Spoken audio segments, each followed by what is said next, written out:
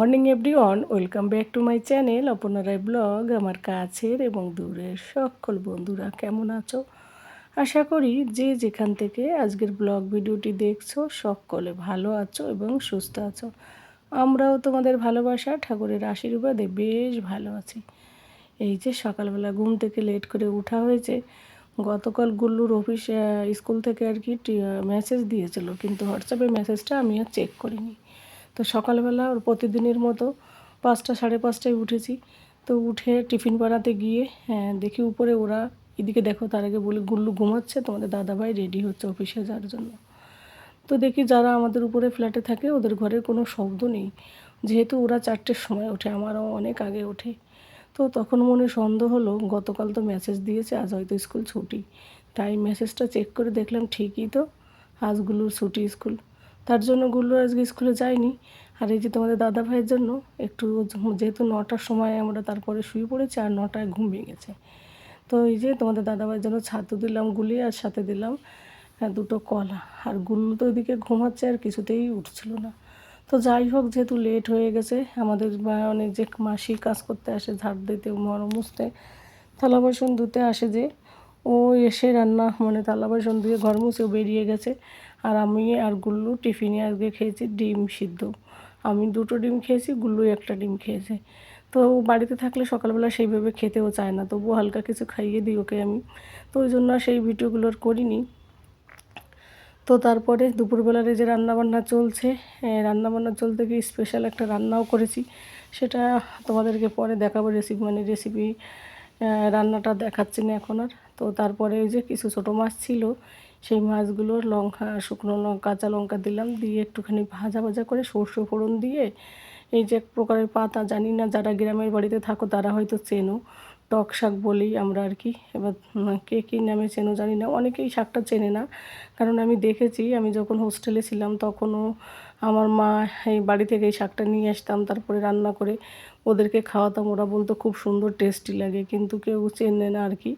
তো যারা গ্রামে থাকে তারা জানে, টক শাক বলে এটাকে আমরা। এই টক শাকের এই ঝোল ঝোল ছোটো মাছ দিয়ে তরকারি রান্না করলে বেশ সুন্দর হয় খেতে। তো ওটা হালকা টক টক লাগে। আর তোমাদের দাদা ভাই, গুল্লু, আমরা 3জনেই প্রচুর ভালোবাসি। তো টকটা রান্না করলাম। আর এর আগে রান্না করেছি মাটন। তো মাটনের পরে একটু টক জিনিস খেলে মুখরোচক লাগে বেশ, তার জন্য এটা করছে আর কি।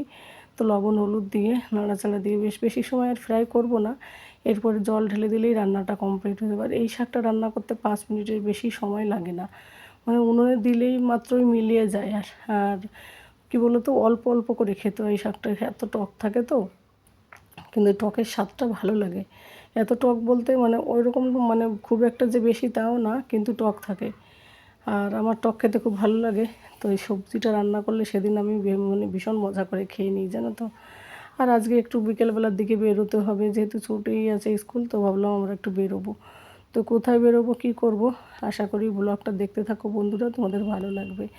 আর এই পর্যায়ে যারা যারা আমার ভিডিওটি দেখছো, যদি ভালো লাগে অবশ্যই একটা লাইক করে দিও এবং একটা কমেন্ট করে দিও।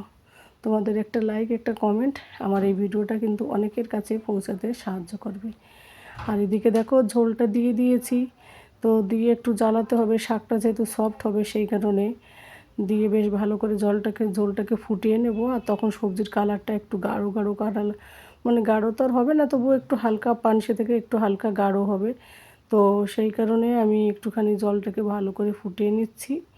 আর লবণটা একটু বেশি লাগে।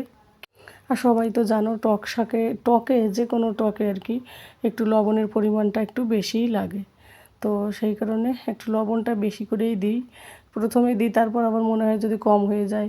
টকে দেখবে লবণ বেশি লাগে, আর খেতেও ভালো লাগে, টকে লবণ না হলে খেতেও মজা লাগে না। তো কালারটা দেখো কত সুন্দর চেঞ্জ হয়ে এসছে, একদম সিম্পলভাবে, কোনো মানে মশলা ছাড়া একদম সাদামাটাভাবে রান্না এই সবজিটা খেতে। মানে কারা কারা খেয়েছে অবশ্যই আমাকে কিন্তু কমেন্ট করে জানিও।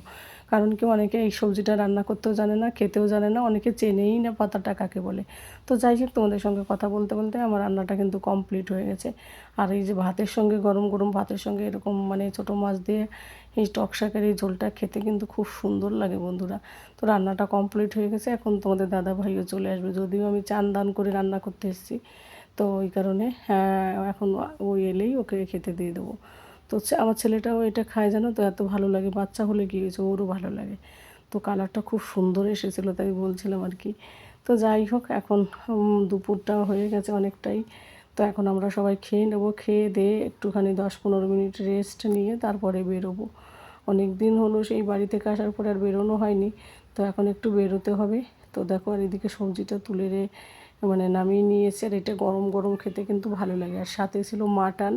তো মাটনটা দেখো, আমি তোমাদেরকে রান্নাটা দেখাইনি, কারণ রেসিপি চ্যানেলে অবশ্যই মাটনটা তোমরা দেখতে পেয়েছো, তো ওই কারণে। তো এই যে হচ্ছে মাটন রান্না। আর মাটনটাও হালকা পাতলাভাবে রান্না করেছি, সাথে শসা ছিল, পেঁয়াজ ছিল, আর টক শাকটা আর কি সাইডে রেখেছি, পরে যখন খাবে তখন দেবো। আর খেতে কিন্তু অসাধারণ। দুপুরবেলা মাটনের সাথে, মাটন খাওয়ার পরে তারপরে যদি একটুখানি টক থাকে, একদম ভীষণ মজা লাগে, তখন চাটনিও দরকার হয় না। আর এখানকার মাটনগুলো কী বলো তো, একদম কচি কচি হয় তো, মানে ইয়েগুলো, তো ওই জন্য মাংসগুলো এত সফট হয় না, বেশি ঢেকে রান্না করতে গেলে একদম সফট হয়ে যায়। আমাদের কলকাতা ওইদিকে কিন্তু মাটন রান্না করলে প্রেসার কুকারে সিটি দিতে হয় সফট বানাতে, কেন কি ওইগুলো অনেকটা বড় বড়, মানে হয়তো 15-30-40 কিলো হয়তো কাটে, কিন্তু এখানে 15 কিলোর বেশি হয় না, এত ছোট হয়। আর মাটনে গোটা রসুন দিলে খেতে কিন্তু বেশ মজা লাগে, সেই জন্য গোটা রসুন দেওয়া হয়েছিল দুটো, তোমাদের দাদাভাইয়ের জন্য একটা আর আমার জন্য একটা। এটা তোমাদের দাদাভাইয়ের জন্য নিয়ে এলাম, আর ও বলছে টক শাকটা পরে দিই, ওই জন্য তোমাদের দেখালাম না এখন আর। তো এখন আমরা খেয়ে নেবো বন্ধুরা, খেয়ে তারপর রেডি হয়ে বেরিয়ে পড়বো। আর আমার ছেলে তো ভীষণ খুশি, রান্নাতে যদি মাংস হয় ওর আর কি কিছু বলার নেই। আর বলে মাটনের নাম শুনে খেতে চায় না, বলে এত বড় ছাগল কেউ খায় নাকি। কিন্তু যখন খেতে বসে তখন আমি যদি বলি এটা চিকেন, ঠিক খেয়ে নেয়, খাওয়ার পরে বলে যে না না, এটা চিকেন ছিল না, এটা মাটন ছিল, কিন্তু তবুও খেয়ে নেয়, টেস্টি লাগে যে। আর এই যে ব্রোসিলির দুটো কাপ কেনা হলো, এই যে ব্রোসিল তো জানো সবাই ব্র্যান্ডেড কোম্পানি, আর এত হালকা থাকে এই কাপগুলো, পাতলা একেবারে। তো এই কাপটা কেনা হলো, অনেকটা দাম যদিও নেয়, যেহেতু ব্র্যান্ডেড কোম্পানি, চায় খাওয়ার জন্য। তো সেটা কেনা হয়েছিল, বলতে এটা আগে কেনা হয়েছিল, তোমাদের দেখাইনি, তাই আজকে একটু দেখালাম। তো দেখতেই পাচ্ছ কতটা হালকা, আর মানে মানে দেখলেই মনটা জুড়ে যায়। যাই হোক, একটা ইউজ করবো আর একটা রেখে দেবো। তারপরে যে জামা কাপড় বের করেছি, রেডি হব, এই প্যান্টটা পরবো, সাথে এই ব্ল্যাক কালারের টি শার্টটা পরবো। অনেক দিন পরা হয় না, এর আগেও পরেছি, তোমরা দেখেছো, ফটো দিয়ে বানিয়েছিলাম আমি দুর্গাপুর থেকে। তো সেই টি শার্টটাই পরবো, আর সাথে এই যে রেডি কমপ্লিট। আর এই যে একটা চুড়ি, এই চুড়িটা না আমার ভীষণ ভালো লাগে, হালকা পাতলা পিঙ্ক কালার টাইপের, একটু স্টোন আছে সাদা সাদা, আবার বেশ ভালো লাগে সিম্পলভাবে। জাস্ট একটু সিঁদুর লাগিয়ে নিয়েছে, একটু লিপস্টিকটা বেশি পরা হয়ে গেছে মনে হচ্ছিলো। তো যাই হোক, থাকবে না, একটু পরে আবার হয়ে যায়। তো ওই জন্য এখন আমি রেডি হয়ে নিয়েছি, এখন বেরিয়ে পড়বো। কবে যে আমার ওয়েট লস হবে সেটাই চিন্তা করছি। এত বাইরে বেরিয়ে খাওয়া দাওয়া করলে আরও ওয়েট বেড়ে যায়, জানো তো। তো রেডি কমপ্লিট, এবার আমাদের অফিসের গাড়িও চলে এসছে, সাথে কিরণ আর কেশু, ওর হাজব্যান্ড, ওরাও এসছে। তো আমরা এখন বেরোবো। এই যে অনেক দিন ধরে এই ব্যাগটা ব্যবহার করা হয় না, সব সময় ছোটো ব্যাগগুলো ব্যবহার করা হয়, তো ভাবলাম আজকে এই ব্যাগটাই ব্যবহার করি। আর এই যে সাথে নিয়ে যাচ্ছি 2-3টে ব্যাগ, কারণ কি বলো তো, যাচ্ছি হচ্ছে গ্রোসারি রিলায়েন্স মলে শপিং করার জন্য, তো ঘরের গৃহস্থীর আর কি। তো সেই কারণে ব্যাগগুলো নিয়ে গেলে সুবিধে, ঘরে এতগুলো হয়েছে না, ওখানে গিয়ে আবার কিনতে হয় 4-5টা, তারপরে ফালতু 20 টাকা নষ্ট হয়, এদিকে ঘরে এসে ডাস্টবিন হয়ে থাকে সেই ব্যাগগুলো। সেই কারণে ব্যাগ এবার নিয়ে যাচ্ছে। আর এই যে এরা দুজনে এত দুষ্টুমি করছিল, বিশেষ করে ক্যাশু, তো ওর বাবা মোবাইল চালিয়েছিল, ওই জন্য আমি এর ভয়েসটা তোমাদের শোনাতে পারিনি, কিন্তু মজা লাগছিলো, ভীষণ মজার কথা বলছিল। বয়স কিন্তু এখনও 2 বছর হয়নি, কিন্তু A to Z হিন্দিতে পুরো সব কথা বলতে পারে। আর এতটা ম্যাচুরিটি মেয়ে, মানে কি বলবো। তোমাদের দাদাভাই আর গুল্লু সামনের সিটে বসে, আর ও এখানে জায়গা নেই, তবুও এখানেই বসবে, ওর এত ভালো লাগে, দাদা যেখানে বসবে ও সেখানে বসবে। আর আমার ছেলের ওর কষ্ট হয়ে যায়, ওর পাপার কোলে বসে থাকে, তার মাঝখানে এবার ও আসে, ওর আবার বসতে অসুবিধা হয়, ও আবার একটু রেগে যায়। তো যাই হোক, আমাদের এখান থেকে রিলায়েন্স মল বেশি দূর না, বাড়ি থেকে বেরোলে 25 মিনিটের মতো লাগে।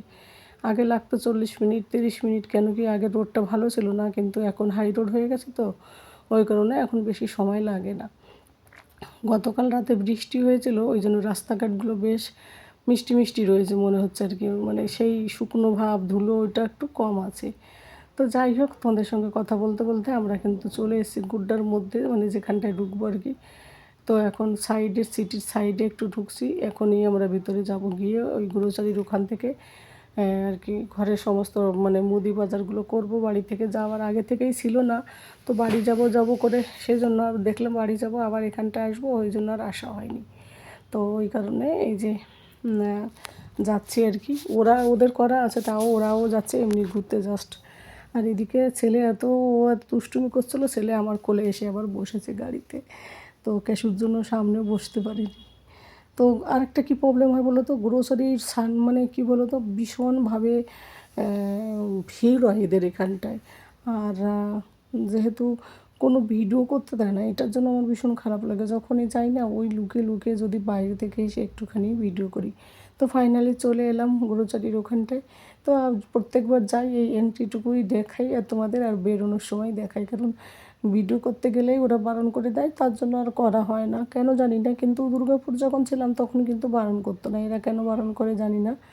যদিও আমি, তো যাই হোক, অনেকক্ষণ ধরে 2 ঘন্টা লেগে গেল।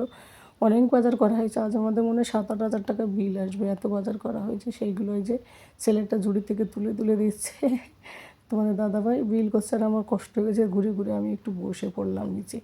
সামনে আবার বেঞ্চ টাইপের আছে, আমি এর কিটন বসে পড়লাম। আর এইদিকে দেখো বাইরে মনে হয় মেলা মিলেছে, মানে কি বলবো, এতটা ভিড়, সামনে থেকে দেখলে মনে হচ্ছিলো পিঁপড়ের সারি ঘুরছে। তো যাই হোক বন্ধুরা, আজকের এরপরে একটু শপিং মলে ঢুকবো, আর এই গ্রোসারি থেকে বেরিয়ে কিছুটা গোলগাপ্পা খেয়ে নিলাম আমরা। আমি আজকে অনেকগুলো গোলগাপ্পা খেয়েছি, প্রায় 30 টাকার গোলগাপ্পা খেয়েছি, কোনো দিনও এত খাই না, 10 টাকার বেশি। তারপরে একটু স্টাইল বাজারে এলাম আমার ছেলের জন্য স্কুল ব্যাগ কিনতে, কিন্তু পছন্দ হলো না। তারপর পাশে আর একটা মলে গিয়েছি ফার্স্ট ক্রাইতে, সেখানেও পাওয়া যায়নি। তো যাই হোক, এখন আমরা বাড়ির দিকে ফিরবো, অনেকটা দেরি হয়ে গেছে, সবগুলো আর শেয়ার করলাম না তোমাদের সঙ্গে। তো বন্ধুরা, আর কী কেনাকাটা করেছি পরবর্তী ব্লগে অবশ্যই শেয়ার করব। আর যেখান থেকে ভিডিওটা দেখছো তাদের সকলকে জানাই অসংখ্য ধন্যবাদ এবং অনেক ভালোবাসা। সকলে ভালো থাকো, সুস্থ থাকো এবং সাবধানে থাকো। দেখা হবে তোমাদের সঙ্গে অন্য কোনো দিন অন্য কোনো ব্লগে। আজ এই পর্যন্তই, tata, bye bye, good night.